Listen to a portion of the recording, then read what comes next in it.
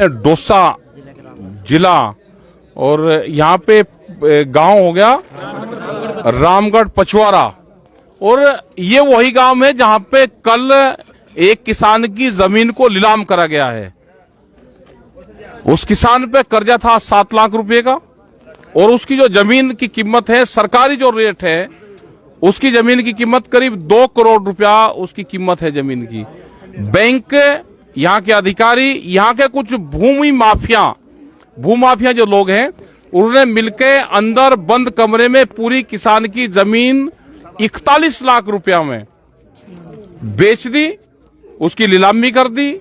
ये पूर्ण रूप से इलीगल है। 7 लाख रुपए के कर्जे में आप 2 करोड़ की प्रॉपर्टी को नहीं बेच सकते।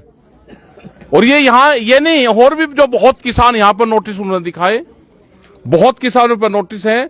इस जमीन को, ये क्योंकि हाईवे के नजदीक जमीन है, इस जमीन पे भूमाफियाओं की नजरें इस क्षेत्र में है।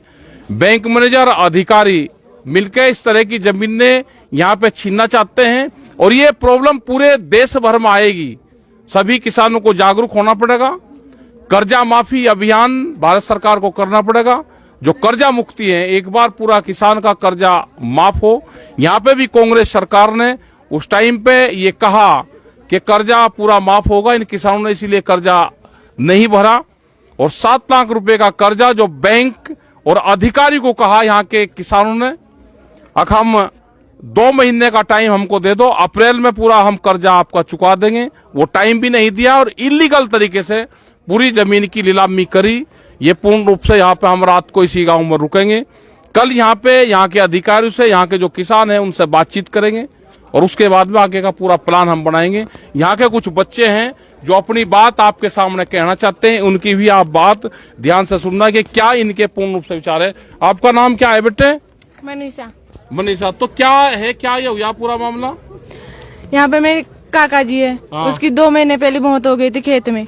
उसकी रिपोर्ट तक नहीं आई और बैंक 10 बार गाड़ी आ गई यहाँ पर, दबाव डालती है, नीलामी निकालती और नोटिस भी दिए थे, 2 महीने पहले आए थे। उसके बाद में कुछ नहीं, बिना पूछे किसान से, बिना पूछताछ के, बिना आदेश के, बिना पूछे नीलामी निकाल दी गई। किसान को सूचित भी नहीं किया गया कि आपकी जमीन नीलामी हो रही है और पूरी की पूरी जमीन, घर बार सब, रहने के लिए भी जगह नहीं है। मतलब पूरा जो घर है ये सब उसी जमीन के अंदर, रहने, पैर रखने की जमीन तक नहीं है, पूरी नीलामी निकल गई। तो ये देखोगे जो इसमें ये जो मकान यहाँ पे बना हुआ है, ये पूरा इसी जमीन में है और ये जमीन सड़क के नजदीक है। मार्केट रेट भी इस जमीन की बहुत, मार्केट रेट बड़ा ऊंचा है इस जमीन का। अगर ये किसान अपनी आधा बीघा जमीन बेच के, 2 प्लॉट बेच के ये 7 लाख रुपए दे सकता है, लेकिन उतना भी उसको बेचने की परमिशन नहीं है। एक किस्म से हाथ बांध के पूरी जमीन को नीलाम करा गया। ये इलीगल है, हम इसका पूर्ण रूप से विरोध करेंगे और आने वाले टाइम पे किसी भी किसान की जमीन की नीलामी नहीं होगी।